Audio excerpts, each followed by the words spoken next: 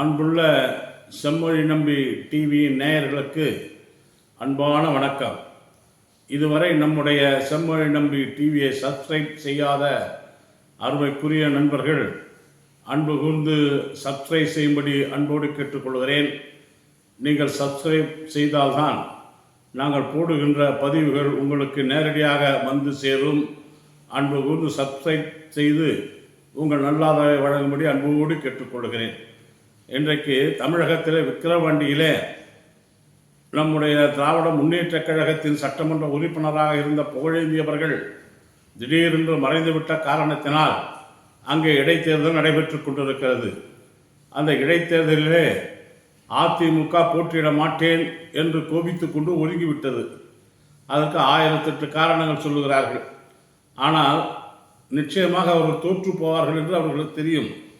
எதிலே இந்த தேர்தலில் போய் செலவு செய்து நாம் நிறுத்தி ஒரு எம்எல்ஏ வந்து நாம் என்ன வெற்றியாக பெற்று ஆட்சி அமைக்கப் போகிறோம், அதனால் வேண்டாம், நம்ம வர பொது தேர்தலில் பார்த்துக்கலாம்னு சொல்லி பெரிய கணக்கு போட்டுக்கின்னு எடப்பாடி பழனிசாமி அவர்கள் விலகிவிட்டார்.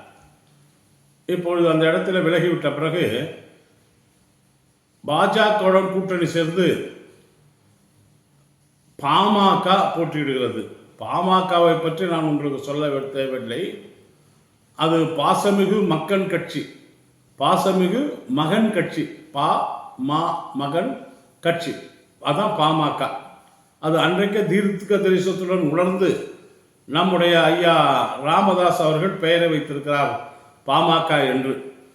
பாசமிகு பாசமிகு மகன் கட்சி என்பதை அன்னைக்கே அவர் தெளிவாக உணர்ந்திருந்தார்.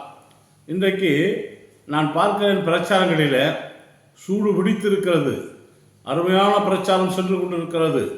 செல்லும் திசையெல்லாம் திராவிட முன்னேற்ற கழகத்திற்கு ஆதரவு அங்கே பெருகி பெருகி வந்து கொண்டிருக்கிறது. மக்கள் எல்லாம் ஆர்வமுடன் இருக்கிறார்கள் திமுக வெற்றி பெற வைக்க வேண்டும் என்று. அதில் எந்த மாற்றம் இல்லை. ஆனால் இடையிலே பாமக புகுந்து அங்கே டான்ஸ் ஆடுகிறார்கள். நம்முடைய அன்புமணி ராமதாஸ் இருக்கிறாரு, அவரும் பெரிய இது மாதிரி அங்கே வந்து இது என்ன தொகுதி தெரியுமா, யார் தொகுதி தெரியுமா, எங்கள் ஆளுங்க இங்கே எவ்வளோ இருக்கிறாங்க தெரியுமா, அப்படி இப்படின்னு அவர் சீனை போட்டுட்டு இருக்கிறார். நான் கேட்குறேன், உங்கள் அப்பாவை போய் கேட்டுப்பார் பாமக எப்படி வளர்ந்ததுன்னு. ஏதோ திடீர்னு வந்த உங்ககிட்ட கட்சியை கொடுத்துட்டாரு. நீங்கள் வந்து சென்ட்ரலில் சுகாதாரத்துறை அமைச்சராக இருந்ததுக்கு காரணம் யார் என்பதை தயவு செய்து நீங்கள் உணர்ந்து பார்க்க வேண்டும்.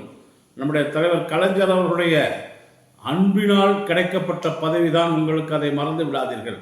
ஆக இன்றைக்கு நீங்கள் பிஜேபியுடன் கைகோர்த்து கொண்டிருக்கலாம். ஆனால் கடந்த காலங்களை நினைத்து பாருங்கள்.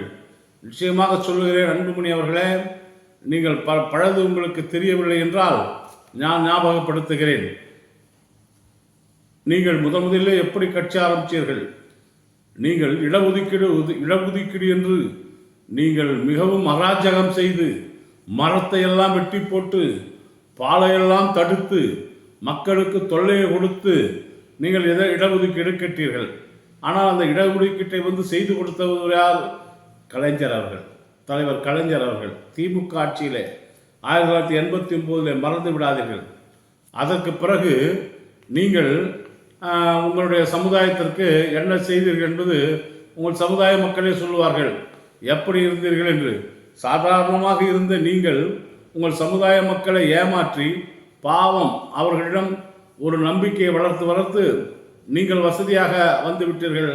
ஆனால் அவர்கள் அப்படியே இருந்து கொண்டிருக்கிறார்கள். அதுதான் உண்மை. இது காடு வெட்டி குருவே சொல்லியிருக்கிறார், மற்றவர்களும் சொல்லியிருக்கிறார், தீரன் சொல்லியிருக்கிறார், இப்படி எண்ணற்றவர்கள் சொல்லியிருக்கிறார்கள். ஆனால் நீ மட்டும் ஏதோ மொனாப்புலி ரைட்டு மாதிரி பேசிக்கிட்டு இருக்கிறீங்க.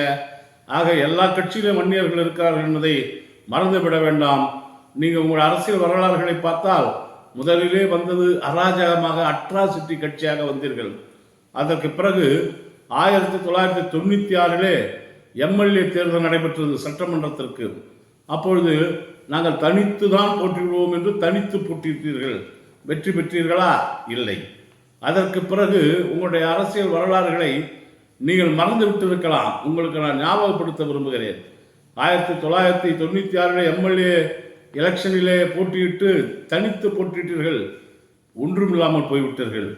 அதற்கு பிறகு 1997 பாராளுமன்ற தேர்தல் நடைபெறுகிறது.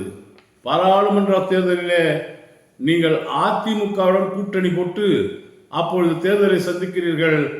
அதற்கு பிறகு அதில் என்ன நடந்தது கேட்கிறேன். கொஞ்சமாவது என்னடா நாம் கூட்டணி போட்டோமே, அவங்களால் தான் நம்ம வெற்றி பெற்றோம், கொஞ்சமாவது விசுவாசம் இருக்குதா?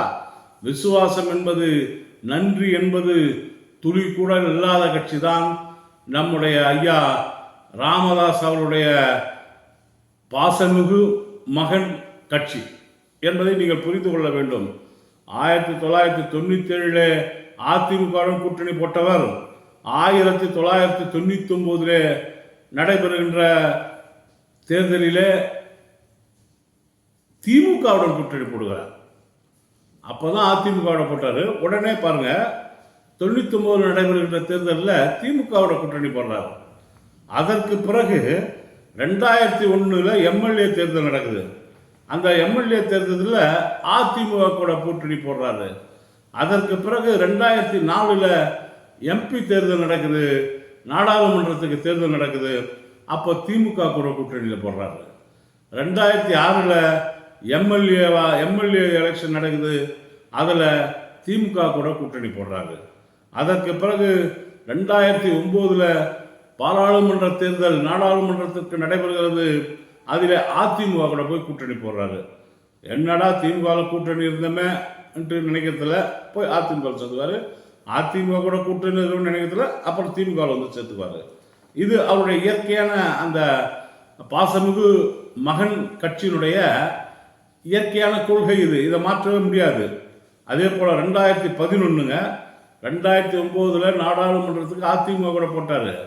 2009 திமுக வெற்றி பெற்றுடுச்சு பாராளுமன்ற தேர்தலில். 2011 எம்எல்ஏ எலெக்ஷன் சட்டமன்றத்துக்கு தேர்தல் நடக்குது. அதில் வந்து திமுக கூட வந்து கூட்டணி போடுறாருங்க. திமுக தான் ஜெயிக்கும் தெரிஞ்சு திமுக கூட கூட்டணி போடுறாருங்க. அதுக்கப்புறம் 2014 பாராளுமன்ற தேர்தல் நடைபெறுகிறது. அதில் வந்து பாஜக கூட கூட்டணிங்க.